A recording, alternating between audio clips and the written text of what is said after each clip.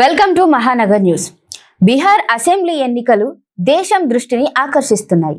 అక్కడి ఫలితాల ప్రభావం దేశ రాజకీయాలపై ఉంటుందన్న అంచనాలు ఉండటమే దీనికి కారణం. అయితే ఈసారి బీహార్లో ఎలాంటి ఫలితాలు వస్తాయన్న దానిపైన ఎవరూ పెద్దగా అంచనాలు వేయలేకపోతున్నారు. దిగ్గజ సంస్థలు కూడా హోరాహోరీ పోరు అంటున్నాయి. 1-2% ఓట్ల తేడాతోనే అధికార యోగం దక్కుతుందని అంటున్నారు. అయితే బెనిఫిట్ ఆఫ్ డౌట్ కింద అందరూ ఎన్డీఏకే ఛాన్స్ ఉందని అంటున్నారు. ఎన్నికల మేనేజ్మెంట్ లో బీజేపీ రేంజ్ ను అందుకునే పార్టీ దరిదాపుల్లో లేకపోవడమే దీనికి కారణం. అయితే బీహార్లో ఎన్నికలు అంటే పూర్తిగా కుల సమీకరణంతోనే సాగుతాయి. అక్కడి ప్రభుత్వాలు ఇచ్చే రాయితీలు, అభివృద్ధి మాటలు ప్రజలకు పెద్దగా పట్టవు. అందుకే రాజకీయ పార్టీలు కుల సమీకరణల కోసం పోటీలు పడతాయి. కూటములుగా పార్టీలు ఉండటానికి ఇదే కారణం.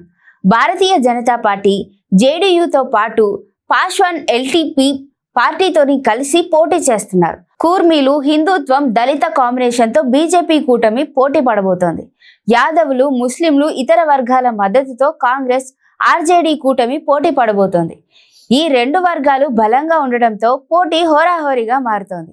ఎన్నికల మేనేజ్మెంట్ కూడా కీలకమే. బీజేపీ ఈ విషయంలో ఎంతో కసరత్తు చేస్తోంది. ఈ పార్టీకి చెందిన అనుబంధ సంస్థలు చిన్న ప్రచారం బయటకు రాకుండా క్షేత్రస్థాయిలో పనిచేసుకుంటూ ఉంటాయి. బీహార్లో ఏడాది కిందటి నుంచే బీజేపీ శాఖలు తమ పని ప్రారంభించాయి. ఎన్నికలకు ముందు ప్రజలకు పెద్ద ఎత్తున తాయిలాలు ఇచ్చారు. మహిళల అకౌంట్లలో 10,000 మోదీ జమ చేశారు. 200 యూనిట్ల ఉచిత కరెంట్ ఇస్తున్నారు.